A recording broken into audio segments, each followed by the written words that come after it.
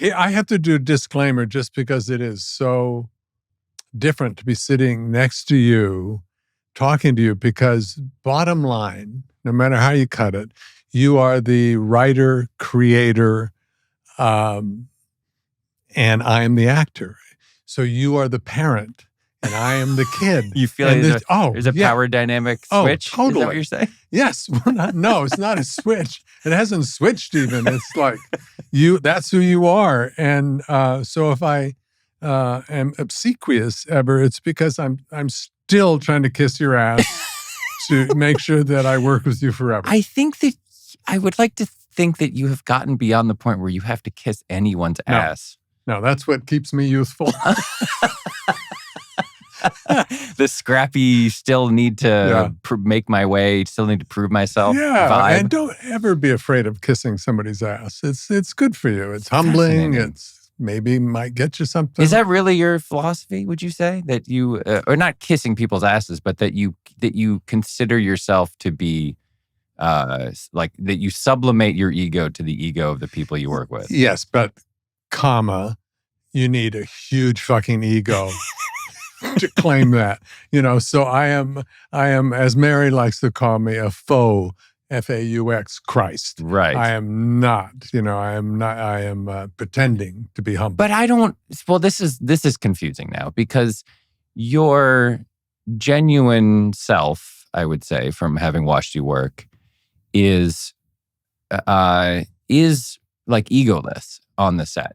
You don't have any of the superiority complex or kind of like, no one can ask me to do anything else because I know I nailed it kind of attitude that folks who have far less than your resume and stature sometimes have.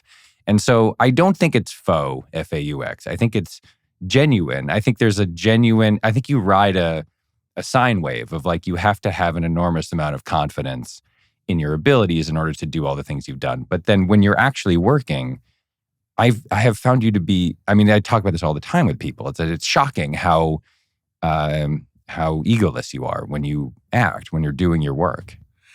Yeah, here's what I think, and I'm sure there must be a version of this truth for you as a writer. But every time you start something, if you don't start at zero and start with I know nothing, then you will be tempted to go, oh, I was funny last time I did something like this. I'll do it that way. And you cut yourself out of a big, wonderful chunk of the creative process. So part of it is, I think, smart as an actor. And I'm not, I guess I'm conflict avoidance, but I, correct me if I'm wrong. I might be wrong. Don't hurt me. But it's also, I like to feel good. I like to feel happy. That's how my body enjoys going through life. Right. And so I'd much rather not, I will stick up for something that sorry, I'm rambling, but here's how I was also trained by Les and Glenn Charles and Jimmy Burrows. Don't come to us and talk about the character or the script until we've heard our words done by you. Right. So then I'm willing to have a conversation, but I don't have to be right. I just want you to know, Mike, how I feel when I say the words that you wrote. And is that how you picture it? Is that what you wanted me to feel? I will have that conversation and stick up for how your words made me feel, but I don't have to be right about the words being right or wrong. Yeah, that's the best way to do it, in my opinion, because what you're describing is essentially the writing process to me. The writing process to me is you have an idea and you think that idea is worth pursuing, whether it's a character, a scene, an entire show, a movie, whatever. And the way I used to think of it is when you break stories in a TV writer's room, you brainstorm a million ideas and you put them all on index cards and they're up on a giant wall. And the way I used to feel is that when you stand back and kind of go into like a soft focus and evaluate the work you've done, some of those cards begin to glow a little bit, like they start to have a little a little like pulsating glow around them, and your eye keeps getting drawn back to them. And that signals you that like this is worth exploring. And so you start exploring it. And the only possible attitude to take when you begin that process is, I think this is good, but I don't know. And let's all decide together. It's a team sport, and we're going to like investigate this together, and we're going to throw out ideas. And I'm never going to, like, ultimately, if I'm running a show, it is up to me eventually to say like, okay, this is the direction we're going in. But for a very long time, and even after you decide what direction you're going in or what the story is going to be, you still have to maintain this kind of like 20% of your creative brain has to allow for the possibility that you're wrong and that someone else has a better idea. And as soon as you close off that entirely, that pathway, you're just running the risk that you're missing something good. And there are very few actors I've met who I think approach the craft of acting the same way, which is to say, I'm going to do this the way I feel like it should be done. And then we're going to like check in. We're going to like, how was that? That felt pretty good. Maybe I could try it. Maybe I'll be receptive to notes or suggestions. I'll try something else just for the hell of it. And that to me is the continuation of the writing process as the rubber is meeting the road. And if you don't do it that way, I've worked with a lot of actors who come from the improv world. They're all very much like that because they know this is like these ideas they should be like tissue, right? It's like you try this, it doesn't work, you throw it away, you pull out another. Ego. Yeah, but you come from a very different place, and it was wonderful to watch you work because you had coming from a completely different angle than the improvisational actors like Steve Carell or Amy Poehler. You had this similar feeling of like just constantly sort of like probing and experimenting. Right. And some of the very greatest moments on The Good Place came from that exact instinct that you had. And there's nothing better to me than working on a scene, talking it out, experimenting, and then suddenly someone, whether it's an actor or a writer or a set PA, who cares, has an idea. Right. And then you try that thing and that's the breakthrough. And that's just wonderful. It's the way that all of this work should be that. And it isn't always that. And when it isn't, I feel it, you know?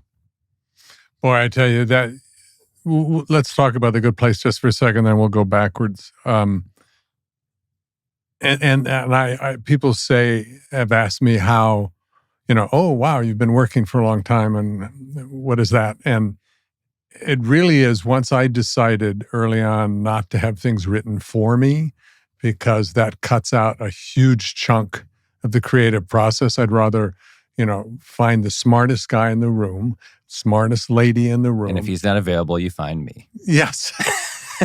Oh, you ruined it. Shoot. Okay. But, you had this thing you just wanted to say. And then you go, oh, wow, can I be part of that? Because then you're not catering to me. We're all focused on the idea, the project, the story. And anyway, let me, the first time maybe it wasn't the first time, but I really met you was when you came to Keith Addis, my manager's office, and pitched The Good Place to me, but to us. Yeah. You started off by giving me an amazing compliment. So, which is so smart because I turned my hearing aids up and I was ready to hear. Well, do you remember how that actually went? I think about this a lot. You said, I'm really excited about this meeting. And I said, I bet I'm more excited. Yeah, you did. That's right. And then you said, why is that? And I said, because I consider you to be the greatest actor in the history of the medium of television. Now, if you back up in my brain an hour, I was driving to Keith's office and I was very nervous to meet you. And I had a thought in my head very, very clearly, which was, don't blow this by being too obsequious and complimentary. Like, don't just be cool, man, is what I was saying to myself. Be cool. Don't say something insane. And then jump back now to me saying, I think you're the greatest actor in the history of the medium of television within 30 seconds of meeting you. But when I said it, I was like, I'm blowing it. I don't care, because that is genuinely how I felt about you. And I figured like, look, either he's going to he's going to like recoil at that, or he'll enjoy it, and then we're off and running. And thankfully it was the latter.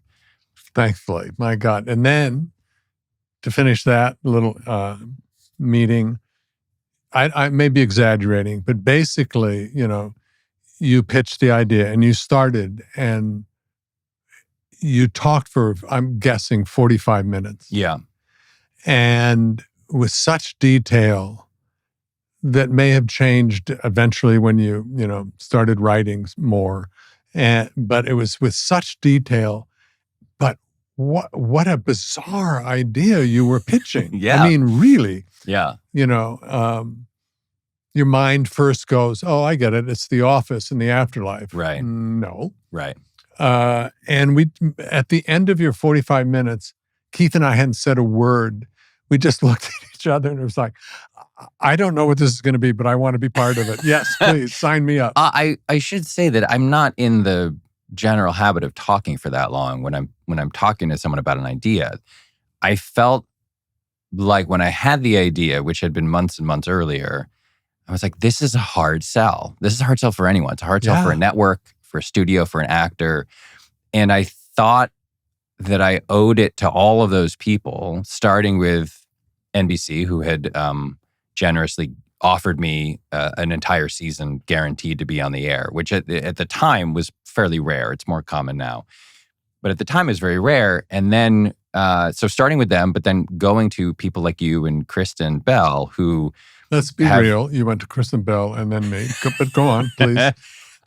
I felt like in order to give people of your stature clarity on what you were walking into, and the kind of like intricacy of the idea, it wasn't going to suffice to give you a 15-minute overview. Right. It wasn't going to be enough to say like you run heaven and there's a mistake and you're kind of running around trying to figure out the mistake. What do you think? Are you in or out? Yeah. Like I first of all didn't think it would work to get you or Kristen to be in the show, but more importantly, the show was going to take you in a very significant and very surprising direction. Right. And I didn't think it would be fair with you specifically to tell you half of the idea or even 4/5 of the idea without you knowing, and this is a spoiler if anyone hasn't seen the show, that the entire premise of the show is going to be upended at the end of the season. So I think I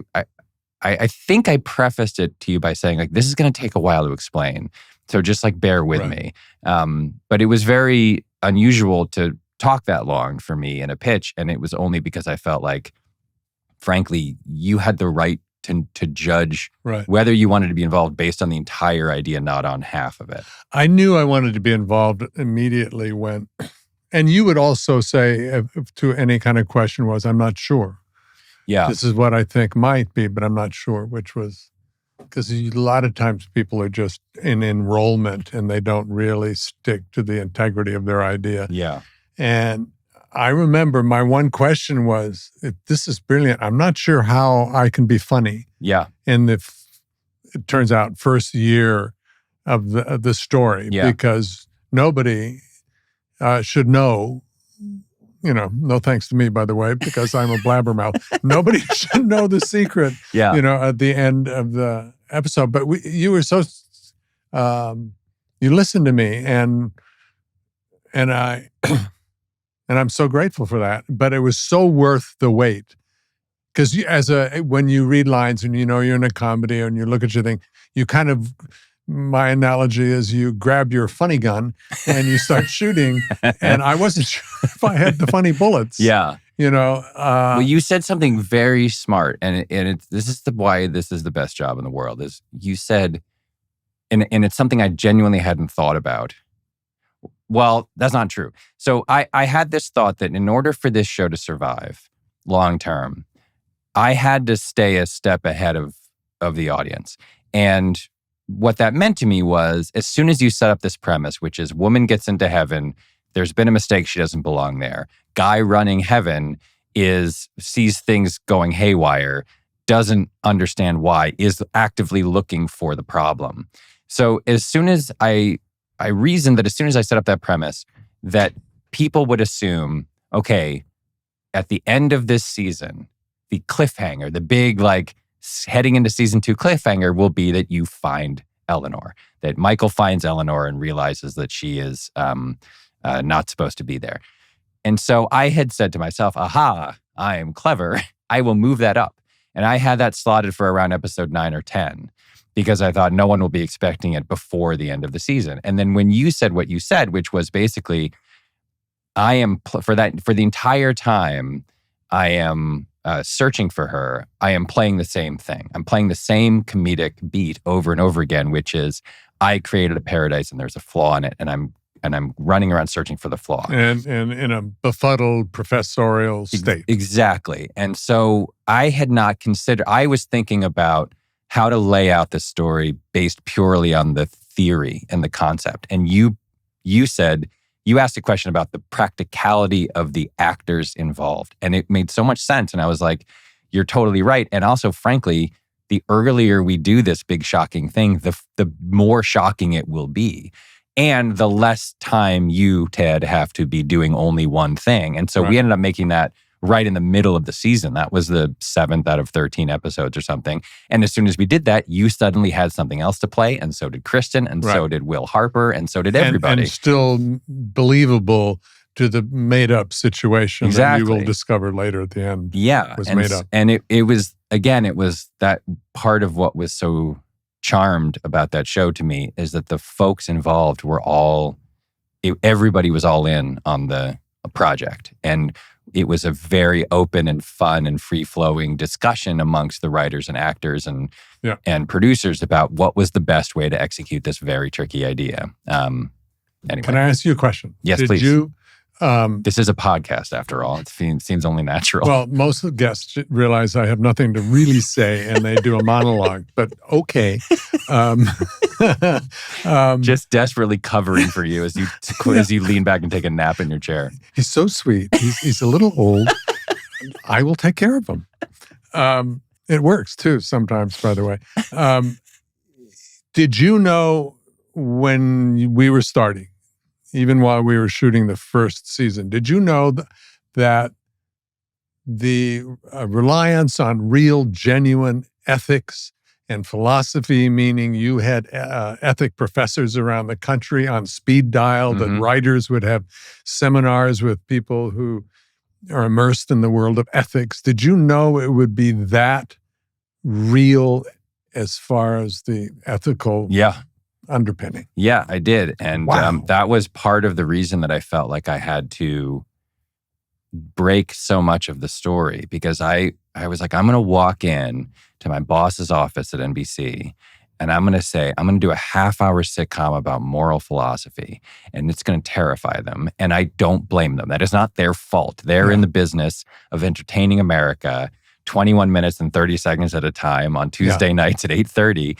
And I cannot, I can't in good conscience tell them I'm going to do that without explaining how it is going to work and how the show will still be funny and entertaining. And so I said to them, I said, look, I'm not going to sugarcoat this for you. This is not a show where from time to time, off in the margins, we'll make a reference to some aspect of philosophy. Philosophy is baked into the core of this thing. Ethics is baked into the center of this pie.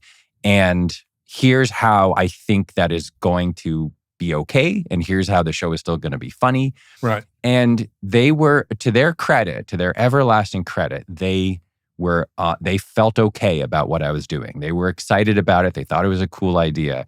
And then, and I have to say, I'm not just saying this because I'm on your podcast. When I got you and Kristen to say yes, they stopped caring. They just stopped caring. Oh, wow. It was like, that's Ted Danson. Everybody knows Ted Danson. That's Kristen Bell. Everybody knows Kristen Bell. Whatever this is, go ahead, go with God. And so it made it a lot easier to sort of sell them on the idea once the cast started to take shape. There is one very funny moment. I've told this story before, but I'll tell it again. I said to them in the pitch meeting, I promise I will not make this feel like homework. I understand that people don't want to watch homework on television. So I will not make this feel like homework. And then we were on the set shooting the beginning of episode 3. and Will Harper was standing in front of a blackboard that said Philosophy 101 on it. And I was like, ugh, I'm making it feel like it's worse than homework. It's school. It's not even homework. And I just was like, it's been going well. I think I'm going to get away with this. And we did. You another important thing as a producer, writer-producer, is casting. And man, let's start with Will Harper. Yeah. Who could pull that off but Will Harper? It's a miracle. And turn out to be not a lovable nerd, a leading man extraordinaire. So all casting conversations I ever have begin with me praising Allison Jones, our casting director. She cast Curb. She cast Parks and Recreation and The Office and The Good Place. She cast every great comedy on TV, with few exceptions, has Allison Jones behind it. And the miracle of Allison is I created the character Tahani on paper.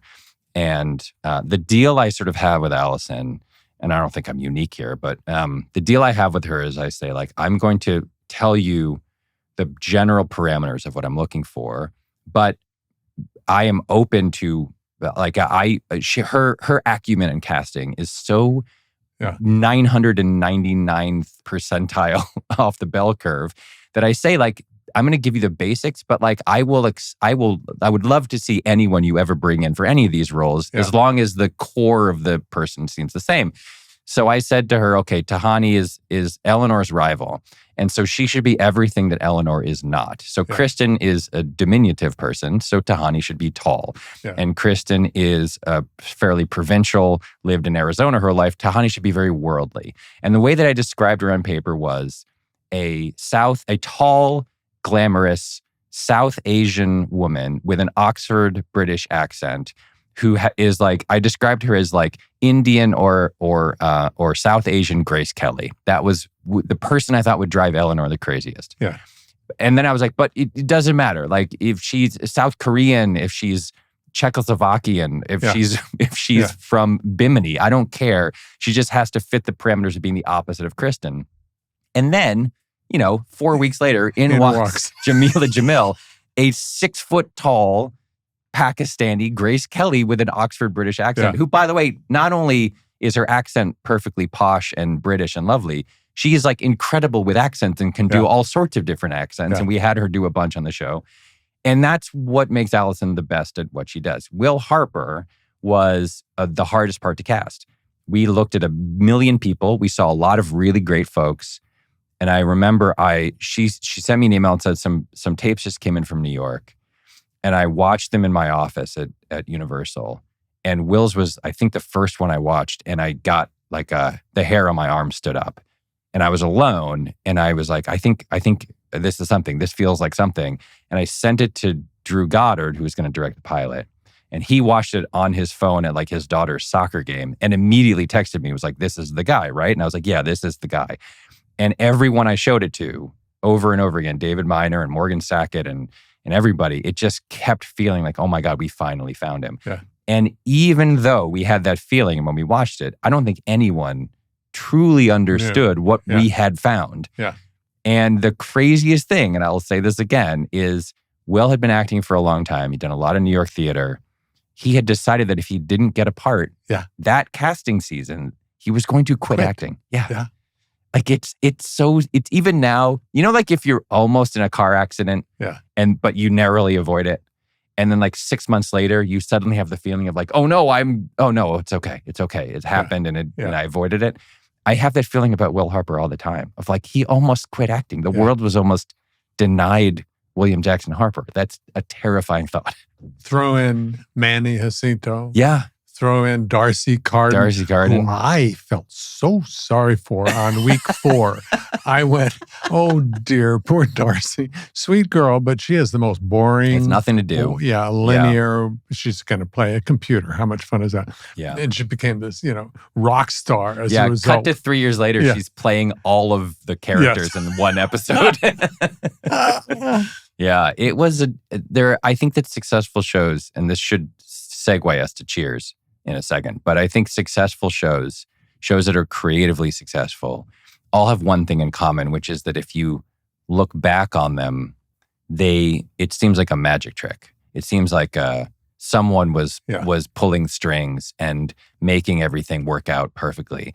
The reality is, we just got really lucky, and we had a lot of really good people working for us, like Allison and Morgan Sackett, and folks who knew how to put these things together. And Steve Day, our assistant director, and David Neednagel, our visual effects supervisor. Like, they made a thing that has this sort of beautiful, smooth sailing arc to it, and that we executed exactly the way we wanted to. Yeah.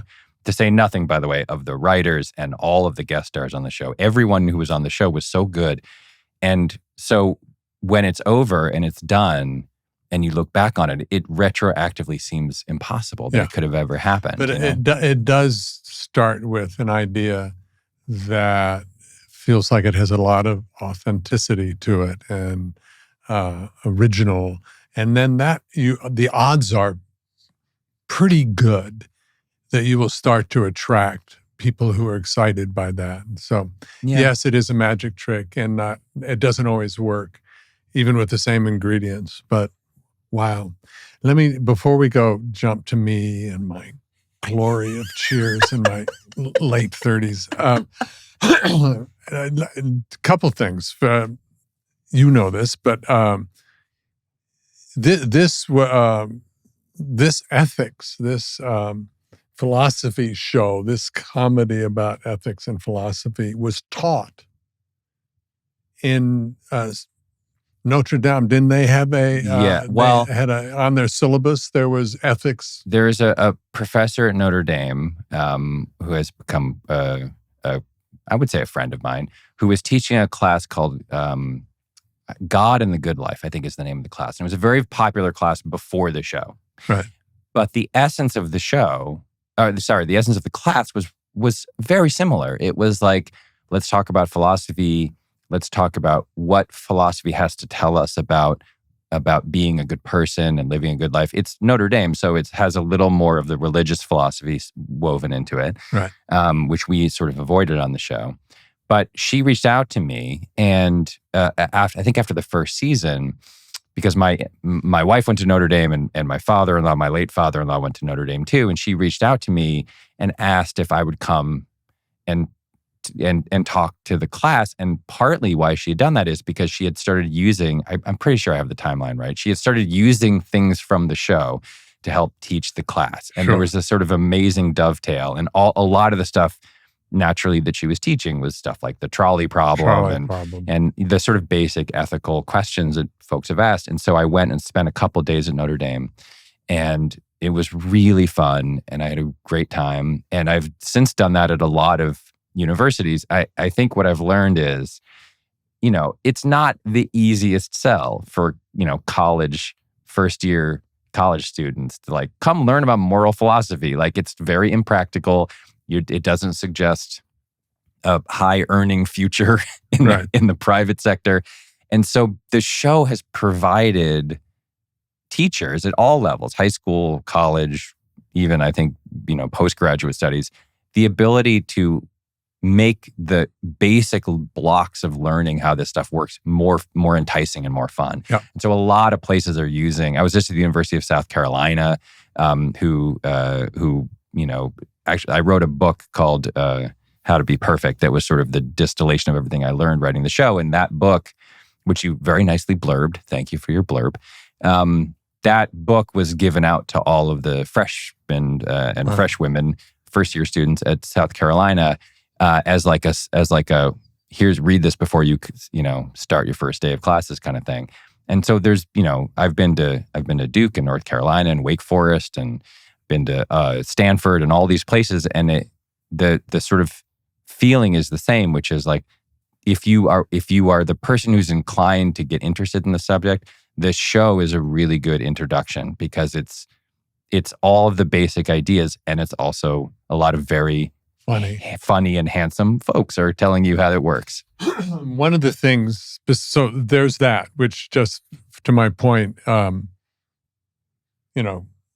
this is the real deal. This philosophy and ethics in the show. Yeah. It comes from a very real, serious place. And at the same time, this message, which is, like you said, sometimes a difficult sell, is wrapped in the most glorious visuals, special effects that blow your mind, and the sense of humor of a 9-year-old boy who loves fart jokes. Yeah. So it's like this package of, this might feel like some medicine, but no, this is going to make you very happy. Don't worry, it's going to be great. We're comedians. We want to make jokes. And before we move to my earlier career, let me just say that you rejuvenated my career. I have more people coming up. Really? Yes, ages 10, 11, 12, 13, 14, especially young teenagers who are at that point in their life. I think, this is my spin, is that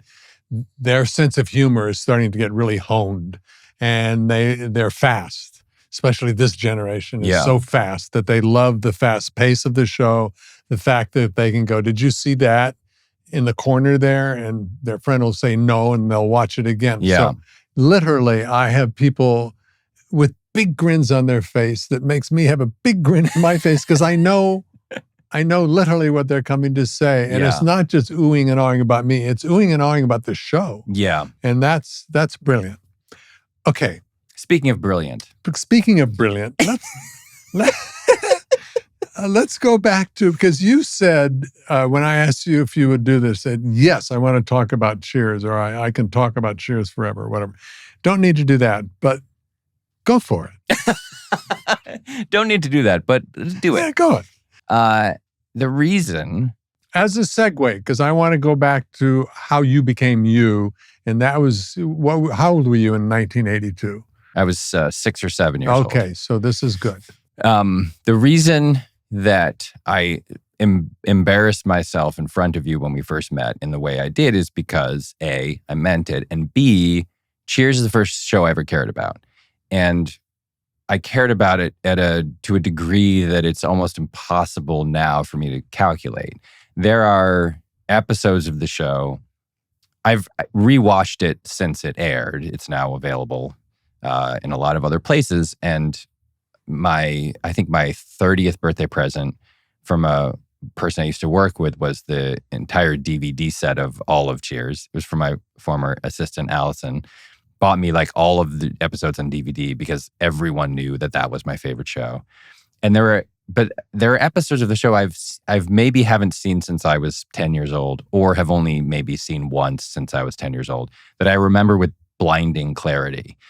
And I think it's fair to say that it's what made me want to be a writer. I think it's either Cheers or Saturday Night Live I would pinpoint as like, that's what made me want to write for TV. I remember seeing the names Glenn Charles, Les Charles, James Burrows on the screen and thinking like, I don't understand this. I don't know how this happened, but those seem to be the guys whose names come up first. And that must mean they're important. And so I want to be them someday. Like I want to do this with my own show. At age literally 8, 9, 10? 8, 9, 10, 11, wow. Yeah. And I think now that I've been doing it professionally for a long time, it only continues to kind of reveal itself as a sort of miracle of engineering to me more and more. If I watch an episode, I can watch any episode at any time. And the effect of it on me has not worn off. In other words, I've spent the last 20 years or so doing nothing but break stories for half-hour comedies. And it is really hard. It's a really hard thing to do. It's a hard thing to do well. It requires an enormous number of people to do it. And when you do it, you feel like you've scaled a mountain. You feel like you've achieved something truly remarkable. And Cheers did 300 episodes, and they're all really good. That just seems impossible. And the thing that I always think about when I think about the show is, what is it called? Is it a fractal? I think it's a fractal when it's a pattern, each part of which contains the entire pattern itself, right? Every episode of the show contains the pattern of the show itself. So there are themes to the show. Some of those themes are in the theme song of the show. Like Sometimes You Want to Go Where Everyone Knows Your Name. But the family, the outside of the family that was created on the show, and the relationships and the sort of ideas that the show wanted to talk about, you can pick any episode at random and you can find them. That's a really hard thing to do, to say, like, you basically, if you want to teach someone what the show is about, if I wanted to teach someone what the show is about, I would have my favorite episodes. I would say, watch this one. Watch the Thanksgiving episode where they get into a food fight. Watch the season 1 finale when Sam's brother comes to town, or something like that. Or watch the Lucky Bottle Cap episode there are certainly ones that I would send them to. But if they ignored me and they turned on any episode from any season, they would get a pretty great representative sample of what the show was doing and wanted to talk about, and the argument the show was making is present in every episode. That's really, really hard to do. And I don't think it's true of some other shows that I consider to be all-time classics. Like I just marvel at the machinery and the engineering. It's such a simple show, such a simple premise, but every single piece of it was holistic and related perfectly to the umbrella scale of the whole project. I'm going to snip that 5 minutes and send it to Les and Glenn Charles and Jimmy Burrows, because I know that would mean a lot to them. Okay, but now you're 7, 8, and you're looking and thinking about Cheers. Maybe that came later in life, but you were engaged in comedy and looking and figuring out what you liked about comedy at 7, 8 years old. And I read here at 11 years old, you bought Without Feathers, right? The Woody Allen collection of stories. Well, I was bought for me by my dad because I had started to get really into comedy. I had seen some Homesick from School. I watched Sleeper and Bananas, I think. Right. And I was like, that's the funniest thing I've ever seen. And then my dad bought that book for me. And then I started to and then he was like, if you like this, you should watch Monty Python. And I did. And then he was like, if you like this, you should watch Saturday Night Live. And I did. So it sent me on I was careening through the history of comedy very quickly at that point. And I don't actually know. I don't think I watched Cheers in the first 2 years. I think I probably started when I was around that age, probably 84 or 85. But it was the first long form show that I knew and cared about and understood, partly hilariously because I was a Red Sox fan. And so the fact that the show is about a former Red Sox pitcher, that alone I was like, this is amazing. I can't believe there's a show about a guy who played for the Red Sox fictionally. So it just had it came along at the exact right time for me. And I just remember thinking, like, I cared about it deeply, and I would count the days until it was on again. And in those days, obviously there's no secondary market. You can't watch it anytime except when it's on live. We didn't have a VCR. Like, I had to be in front of my TV at a certain point in the evening to watch the show. Yeah. I think it was on at 9 for a while. And so I know my bedtime was 9, and my mom would let me stay up and watch it from 9 to 9:30. Thank you, Mom. We weren't a Nielsen family. It didn't help you. So I'm sure I'll pull us back to me again in a minute. But can I read this other thing, and I didn't read this in the book, and I should have, because that you have a whole thing about talking about separating the artist and the art. Yeah. Clearly talking about Woody Allen. Talking about that exact thing, yeah. And I just think that's an amazing conversation. If you want to tune out now, you can if you're of that ilk. But it's a big subject. And I know this, I understand the sensitivity. Some people do deserve to be canceled, but or have done things that aren't good. And I'm not saying that about Woody Allen. I'm just saying all people, have this balance. But when you talk about artists, are we supposed to get rid of Picasso's paintings because he certainly was, a womanizer or whatever he was? So what is your point when you talk about separating the artist from the art? Well, the point I tried to make in the book I wrote was that we are now living in a time where everyone knows everything about everybody. And that is good in some cases because bad behavior can be noticed and pointed at and stopped. Right. And it's also bad in some ways because we now live in a world where everyone's heroes turn out to have rough, bad qualities because all human beings do. And there is a wide range of those bad activities. Some of them are forgivable and some of them are not. And the argument I make in the book is simply that you have to decide for yourself, essentially, what is forgivable and what is not forgivable. There will be people that you love, athletes or movie stars or directors or artists or whoever, who do things, who are revealed to be monstrous in a way that you think like that just doesn't comport with what I believe to be a proper way of living on Earth. And I can't buy that person's books or look at that person's paintings or go see their movies. And there will be other people who do problematic things who you think like, that's really bad. But I think as, is it, oh God, Brian Johnson, is that his name? The lawyer wrote a wonderful book and said that very famously that people are more than the worst thing they have ever done. And so you can decide that too, right? You can decide like, okay, this is bad behavior, but I can find it in myself to forgive that person. If that person, seems genuinely remorseful, if that person tries to make amends, whatever the concoction of stuff is that you think that person needs to do in order to climb out of the hole they dug. And the argument I make is simply the only mistake you can make, really, is to try to ignore it, is to pretend it's not there. If you do that, then you're basically saying anyone can do anything at any time and there are no repercussions. I don't think that's the answer. I don't think the answer is to simply say, well, everyone's bad in some way, and so I'm never going to personally pass judgment on anyone in the world for anything they do, because that doesn't seem like the right way to have a sort of a sense of integrity to me. I think you have to kind of figure out where the line is for you.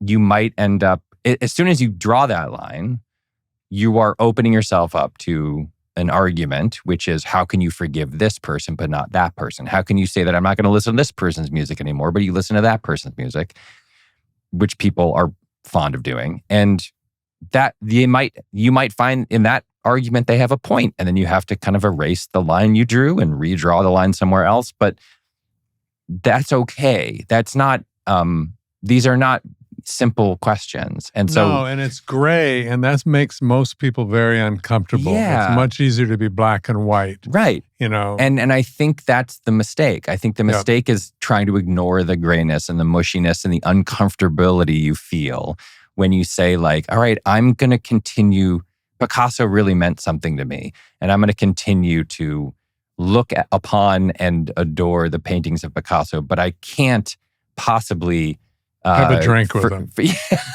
Yeah. Or like, I can't forgive Mel Gibson for what he did or something. And then someone will say, how can you still like Picasso if you don't like Mel Gibson? And you're like, well, it's not the same thing. They're two different issues. And that difficulty of arguing these things makes people want to either ignore all of it and just say like, anyone can do whatever they want, I don't care. Or in some cases, write everyone off and say the second that anyone makes a mistake of any kind, they're dead to me. You can't support that person. You can't look at Picasso paintings. You can't see Mel Gibson movies. Everything is out the door. And I don't think either one of those is the best possible way to approach this. And I would argue that it also misses on another level the whole point, which is take a look at yourself. Right. This is an opportunity. Yes, that was wrong. You can call it out. You can be angry that your friend did this, or whatever you need to do to be real to yourself. But you're missing the point if you don't go, wow, I need to check myself out, Yeah. Wow, I have said things to women that I thought was charming and designed to make them laugh. But who cares about your intention, Ted, if it made them uncomfortable? You need to keep digging into, because that's the whole point, is to know yourself. Yeah. So, It's just a big ugly mess. The whole thing is a big, ugly mess. And, the problem that you're talking about too is that no two of these things are the same. No two issues that have been brought to light from any two different people are exactly the same. There's power dynamics at play where they bosses and did things to their subordinates, where they guests in someone's home or movie set and did things to the folks who were too afraid because of their power and fame to raise an issue. Like, we also don't know. I said we know everything. We don't really know everything. We don't know the context, important pieces of context in all of these cases. Yeah. So I don't think, the simplest way to put this is, I don't think the right answer to living in this world is either the second anyone does anything bad or questionable, you're dead to me. And I also don't think I really don't think the answer is, I'm going to close my eyes and cover my ears and pretend that none of this is happening. The real path is through this muddy, murky, gray zone that requires you to do a lot of check-ins with yourself and a lot of self-examination and a lot of which is hard and uncomfortable and it's awful. You don't want to do it. By the way, I should say, I don't blame anyone for not wanting to do it. I don't want to do it. It's hard. It's like love. It's like faith. It's a living thing that, you have to engage in every day. It takes a lot of work. Yeah. Yeah. It just takes a lot of work. And the work, people have full lives and a lot of personal problems and difficulties and issues and things that they have to spend time and energy on. And I don't blame you for not wanting to spend any time or energy on figuring out whether it's okay to watch an old Mel Gibson movie. Like, no one wants to spend that time. But I don't think that it's the right answer to say, like, I'm never going to think about it. I just don't. I can't believe that that's the solution. Yeah. Okay, so go back. I want to get you to Saturday Night Live. I know there was a period you said that you were involved with free cable access, you and your friends at an early age. You really did do your research. So you could do anything you wanted, right? Yeah, there was a cable access station in my hometown. And my friend Adam Goodwin and I, when we were in like middle school and high school, I can't remember how it started. Maybe we like interned there or something. I mean, this is cable access. This is like Central Connecticut cable access. No one's watching this thing, right? It's mostly like low-level informational shows. It's between two ferns style informational shows about like the library has a fundraiser or whatever. So we realized that like no one was minding the store and we could kind of do whatever we wanted to. And we went there, we started going there all the time and we learned how to use all the like cameras and all the equipment and stuff. And we started like writing things. Like we wrote like, I remember we were huge fans of like The Naked Gun and Airplane. And we wrote like a half an hour, sort of like documentary tribute show about the Abramses and about those movies because we love them. And it was absurdist and silly and there were terrible jokes in it. And I pray that those tapes have long been erased and are unavailable for viewing. But we like filmed the whole thing and we like clipped in without permission at all. We clipped in chunks of The Naked Gun and Airplane 2.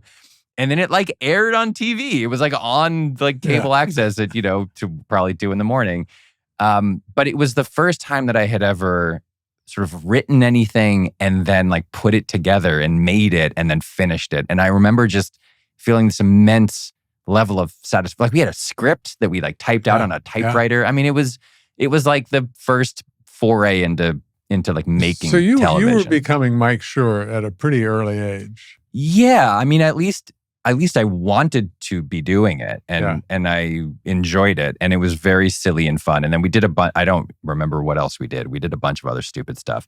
But yeah, I was probably, 12 or 13, 14, something like that. So by the time you got to Harvard, jumping ahead, you recognized, and you were the president or the editor or the whatever of the Harvard Lampoon. Yeah. Which is a very funny, huge history of producing funny, cutting-edge stuff that later became national. It's spun off into National Lampoon. Yeah. Right. But when you got to Harvard, that inclination to look for funny and was already there in you. I wrote it in my application. I said I want to go to Harvard because I want to write for the Lampoon. Like I manifested it into the universe. Right. And so that was my main goal, was to write for the Lampoon. Because Conan, this is 93 I got there. So Conan had just gotten his show, and he was the president of the Lampoon, and there had been a bunch of articles, all of which I had read, about this weird old humor magazine at Harvard that had created, National Lampoon's Vacation and Caddyshack and Doug Kenny and all those people from that era. But then also a ton of Simpsons writers had been on the Lampoon, and a bunch of Saturday Night Live writers. Jim Downey, who's the greatest sketch writer of all time, head writer SNL forever and ever and ever, had been on the Lampoon. And so I had learned about this weird factory that churned out professional comedy writers, and that it's what my dad also went to Harvard, I should note. I didn't care. What I cared about was the Lampoon. Like I had no interest in it as a thing that my dad had done. I had interested in a thing that Jim Downey and Doug Kenny had done. So that was my number one goal when I got there, was to write for the Lampoon. And then I got in freshman year. You graduate, then what? So I graduated, and I wanted to be a TV writer, obviously, but I also am a very practical person. And so I decided I would give myself 1 year to try to get a job. And if I didn't get a job in a year, I was going to go to grad school. So I borrowed $3,000 from my Uncle Steve, and I used it to pay rent on this tiny apartment down in the East Village. I crashed on my friends' couches for a while. And then I borrowed money from him, and I put it as a down payment on this apartment. And I wrote submission packets for Letterman, SNL, Conan, maybe, I think that was it, because I wanted to be in New York. And so I got interviewed at SNL so I graduated in June. In July, I got interviewed at SNL. I didn't get hired right away. They put us in pairs to walk around and meet the producers. And I was walking around with this woman, and I remember very clearly thinking, I'm never getting hired here, because this woman is so much funnier than me and so much obviously better for this job than I am.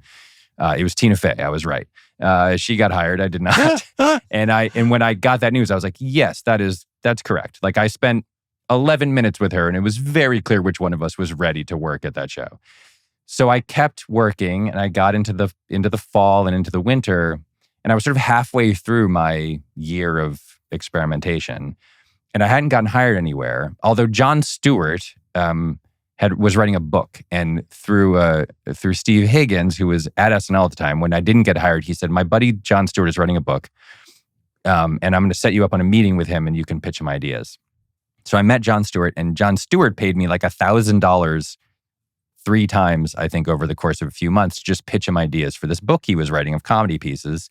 He didn't use any of them at all, but he paid me enough money to like keep paying rent, and it was amazing. I saw him a couple of years ago, and every time I see him, I just like, he's like my, like he was like the Medicis. He just paid me to work.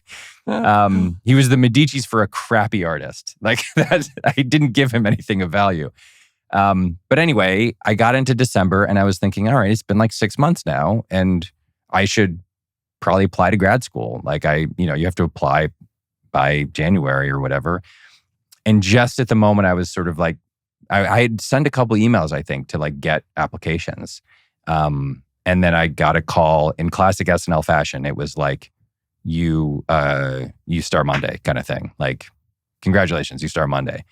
And I started there in January of 98. You and Will Harper have something in common. Yeah, I mean, I don't think I came quite as close to quitting as he did. And he had been acting for 13 years. And his problem was that he hadn't been like discovered. I was just like, I don't know if I want to make it or not. Right. But I started there in January of 98. And on day one, I love this part. When I walked through the office, I met the woman who would later become my wife. Oh, I didn't think that's where you were going. Yeah. JJ. And she'd been there for a while, She'd been there for like I think she just started earlier that year, maybe halfway through the year before. I can't remember, but like I was being shown around, and she was the writer's assistant at the time. And they were like, "This is Mike. He's a new writer." And said, "Hi, nice to meet you." We shook hands. I moved on. That was it. And then now we've been married for almost 20 years. And Mary and I are giggling every night that we sit down to watch. Is it Only Murders in the Building? Is that the full name? Yeah. Yeah. And see JJ's name. Yeah, there she is. She wrote for producing season 3, and writing episodes. Yeah. And Where did you think I was going with that? What were you expecting me to say? Where? Oh, I thought that you arrived and someone died and somebody. Well, yeah. It was all of a sudden an empty set, and you. Well, it had happened over that sort of holiday break as Chris Farley had died, and with a couple days earlier, I think Norm Macdonald had been fired from Weekend Update by Don Ohlmeyer. Don Ohlmeyer was running NBC. And Norm, in classic Norm Macdonald fashion, had been telling jokes about O.J. Simpson for, at that point, 4 years. And the trial had long since come and gone, and he had long since been declared innocent. And Norm just kept right on telling jokes about O.J. Simpson. Don Ohlmeyer, I think, was friends with O.J. Simpson and called him and said, "Hey, knock it off." And Norm was like, yeah, sure, I'll knock it off, yeah. And then didn't, and then just kept doing it, and did it so often that at the end of that half season, Ohlmeyer fired him. And it's one of the only times I think I've ever known about when Lorne was overruled by someone at NBC. Right. Lorne is the king of that, of fiefdom. But in that instance, they had fired Norm. And so the place was in chaos. They had fired Norm. Colin Quinn was taking over Update. Chris had died. People were mourning his death. And he had hosted the show a month earlier. And so I started at a very weird moment. And I wrote about this in the book. It was the luckiest possible thing for me because no one paid attention to me at all. SNL's a big rambling mess of a place. There's tons of writers and actors, and it's very sort of let's put on a show, community theater kind of vibe. And so I sucked at the job and was allowed to suck for a good, half a season because no one barely even knew I was there. And that's probably what saved my job. But then didn't you produce the Weekend news Update? That Weekend Update. Yeah. So I eventually sort of figured out how to do the job. I got a little better at it, had some success. And then my friend Robert Carlock left to go write for Friends. And he had been writing, who from Mr. Mayor. And he left to go write for Friends, and they gave that job to me. So the second half of my time there, I was producing Weekend Update with Tina Fey and Jimmy Fallon. Let me ask you, I know several, not really, really well, but several people who had been on Saturday Night Live. And it was, I can't remember what your quote was. It involved, heroin. And the story was, this was the most supercharged example of comedy writing you could possibly endure. Yeah. It was so high wire. You started with nothing, and by Saturday you had to be live and all of that. A lot of people walked away because it's also very competitive, to get your material on. Yeah. And a lot of people, the combination of the stress of just the logistics of having to perform every week and whether you'd get your material on the air left them with a little bit of post-traumatic stress. Yeah. Some people thrived, and where did you fall on that line? You weren't performing, so you didn't have that ego. I think the performing is really hard for folks. It is weird because it's one of the only shows where you're in competition with the other people that you work with. Most shows are team efforts, right? All the writers are working on scripts and all the actors are in a cast, and one person's success is sort of everyone's success and whatever. SNL is Darwinian. It's sink or swim, kill or be killed. Nobody, famously, when you show up on your first day, no one tells you where the bathrooms are. Nobody tells you how to use the elevators to get down to to 8H.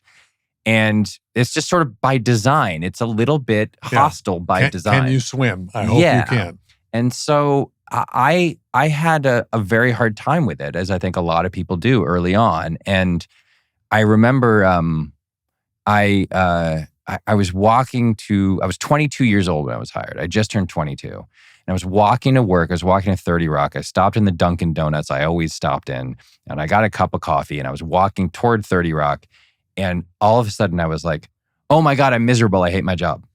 Like suddenly it just popped into my head that I hated it. I hated it. I was so unhappy.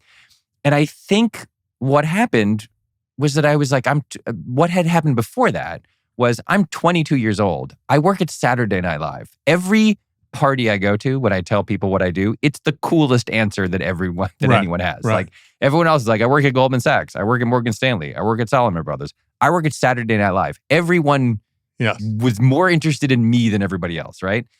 And I think I hadn't allowed myself to conceive of the possibility that I wasn't happy. And when it finally popped into my head that I was miserable, I had two thoughts. Number one was, what a relief to admit that to myself. And number two was, I think I have to go to therapy. Like, I think I need therapy. And I had never considered therapy before. And I suddenly was like, I have to go to therapy. And I found a therapist and I started going to therapy. And as I did, learned a lot of stuff about myself that had nothing to do with Saturday Night Live, which you might expect. But that moment is the line of delineation between me sucking at that job and me being good at that job. It didn't happen immediately, but as soon as I was able to admit that to myself, I started getting better because I wasn't a clenched fist. You didn't have a secret, yeah. Yeah, and it actually created this kind of like organizational theory that I have carried with me ever since, which is I believe that no one can do good work in a writer's room if they don't feel safe and happy and comfortable. Like it's just impossible. And I know that because I did not feel comfortable and happy and safe before that moment. And I was writing crappy sketches every week because I was just too tightly wound. I was not sort of like, I wasn't enjoying myself. I wasn't having fun. And so my goal, literally ever since I got into a position to actually hire people on shows, was to say to myself, my job here is to make these people feel safe and comfortable and happy. And if they don't, they're not going to be good at this. So it was a very important moment for me. And it was like I said, it was everything before that I had written sucked. And after that, some of the stuff I wrote still sucked. Let's be clear. But the stuff that I wrote that didn't suck was not possible until I had that revelation. Right. Were you and JJ together at that point? I don't remember if we were together at that exact moment. So we started dating. She had a boyfriend at the time. There goes the whole ethics conversation. No, wait, Ted. So she was going to quit because she was going to move out here to be with him. And like literally 2 days or something before she was supposed to move, he called her and broke up with her on the phone. And so she stayed. Wow. Thank you, sir. Yeah. Sad for her in that moment. Good for me because like maybe a few months after that, we got together. But SNL was very weird and it's a very strange place. And we were kind of like, we don't want to like make this public. Couple. Yeah. So we sort of dated like in secret for a while. She became a writer on the show. She was promoted from writer assistant. We dated secretly. That is not a good idea. It never goes well. And it was very rough and we were on and off for a long time. She eventually moved out here to take a writing job. We dated long distance. We were on and off a million times again, long distance. It was a mess. And then we broke up like for good in like 2002. And then a year later, we sort of got back together. And then it was like, if this is going to work, one of us has to move.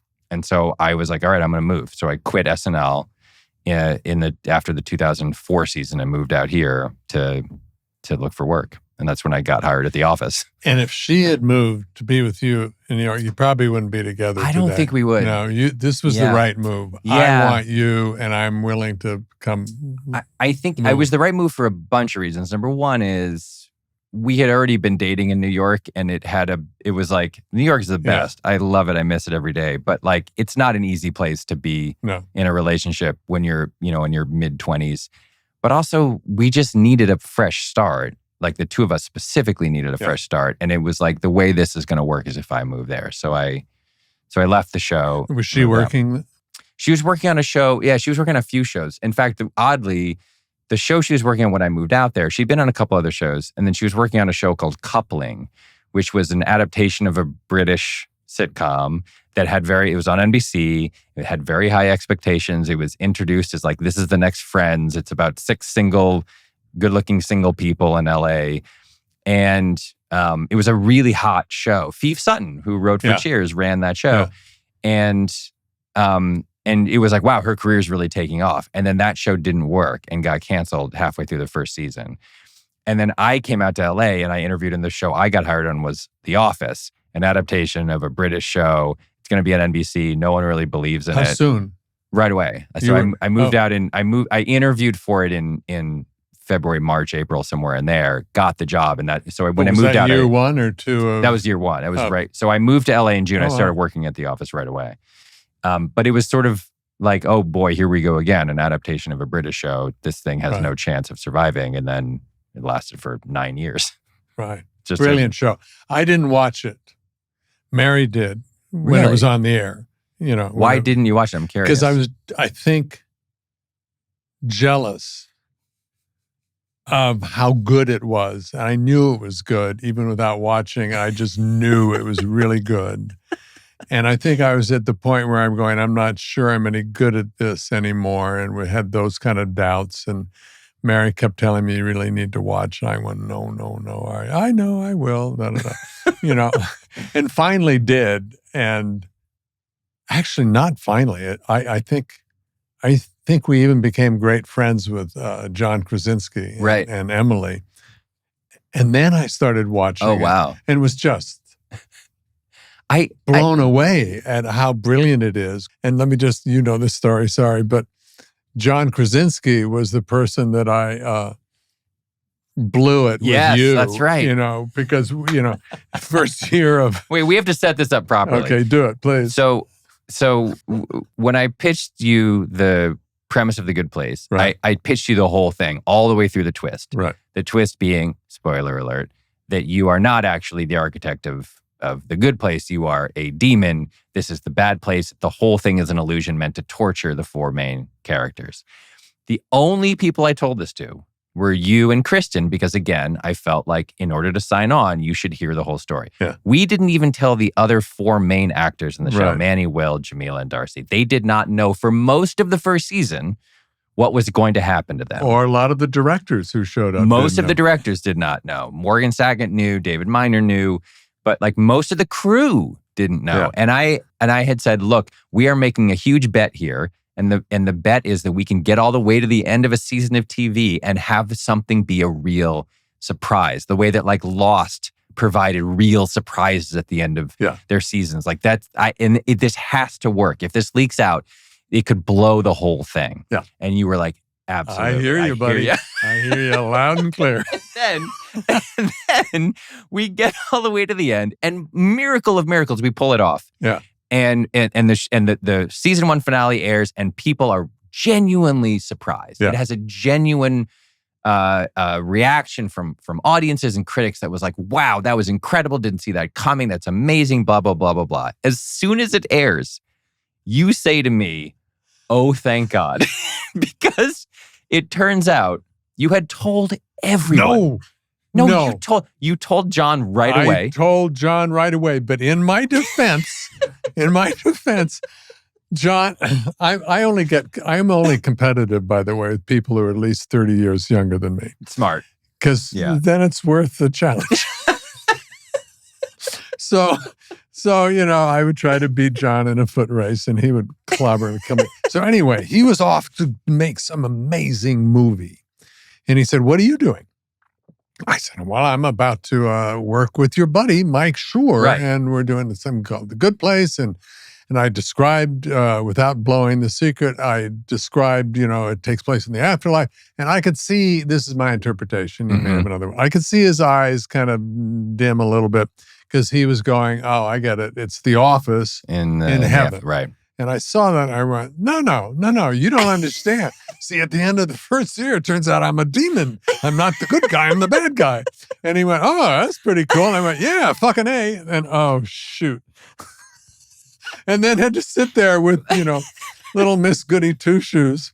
But wait, didn't you also tell me that you told Larry David or someone? You told someone else. No, Someone. I tell Larry David's secrets to the world. Oh, okay. But I don't know who. I'm sure if I told one, because I told we many. had been laughing about and sharing the story about you telling John Krasinski with other people for a while, and then I remember there being someone where you're like, oh yeah, you know what? I also told this person. I'm sure.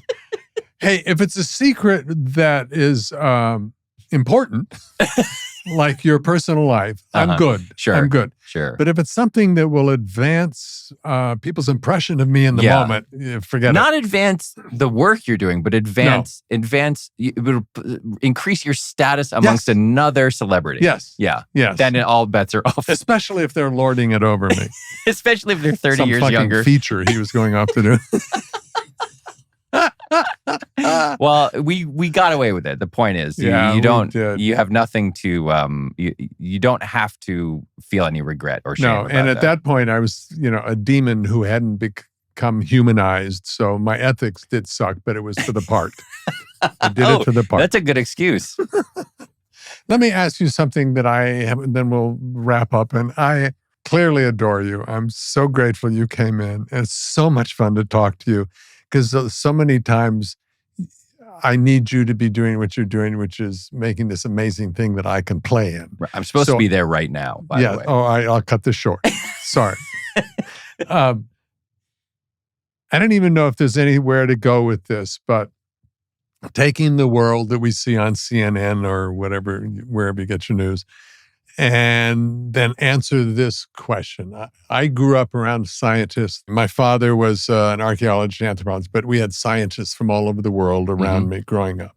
And I remember always hearing about pure science and then applied science. And applied science was kind of looked down on, meaning pure science is in a vacuum. You just are going for that truth in that scientific moment. Mm-hmm. Whereas applied science, you are applying it to make something better in the world.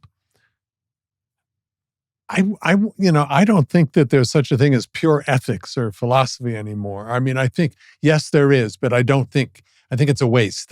Personally, I think you need to it has to be applied ethics. It has to be applied philosophy.